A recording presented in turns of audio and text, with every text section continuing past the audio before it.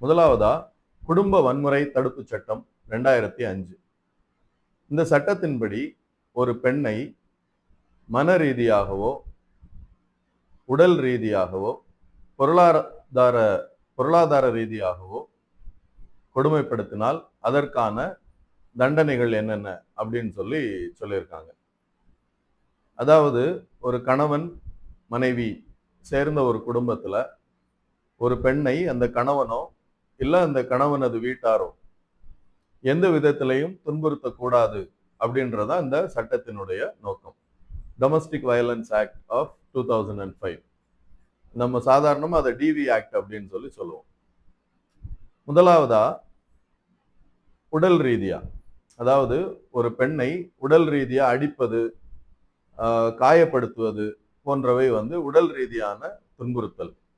இரண்டாவது பாலியல் ரீதியா, ஒரு பெண்ணின் அனுமதியின்றி அந்த பெண்ணுடன் பாலியல் உறவு கணவனாக இருந்தாலும் வைத்துக் கொள்ளக்கூடாது, வன்புணர்வு கூடாது அப்படின்னு இந்த டொமஸ்டிக் வயலன்ஸ் ஆக்ட் சொல்லுது. மூணாவதா மன ரீதியான துன்புறுத்தல்கள். ஒரு மனைவியை கணவனோ அல்லது கணவனது வீட்டாரோ தப்பா பேசுறது, தவறான வார்த்தைகள் யூஸ் பண்றது, மனது புண்படும்படியா இல்ல அவங்கள மனதளவுல காயப்படுத்தக்கூடிய விஷயங்களை பேசுறது மன ரீதியான துன்புறுத்தல். அடுத்ததா பொருளாதார ரீதியான துன்புறுத்தல். ஒரு மனைவிக்கு கணவன் செய்ய வேண்டிய கடமைகள் அப்படின்னு சில விஷயங்கள் நம்ம குறிப்பிடுது நம்ம சட்டம். அதாவது உணவு, உடை, உறைவிடம், இந்த மூணையும் மனைவிக்கு கணவன் கண்டிப்பா கொடுக்கணும் அப்படின்னு சட்டம் சொல்லுது. ஒரு மனைவிக்கு தேவைப்படுற உணவை சரியா கொடுக்காம இருந்தாலோ, அவங்களுக்கு தேவையான உடை, உறைவிடம், இல்ல ஒரு மருந்து, இந்த மாதிரி விஷயங்களை ஒரு கணவன் மனைவிக்கு மறுத்தாலோ அது பொருளாதார ரீதியான துன்புறுத்தல் அப்படின்னு இந்த டொமஸ்டிக் வயலன்ஸ் ஆக்ட் சொல்லுது.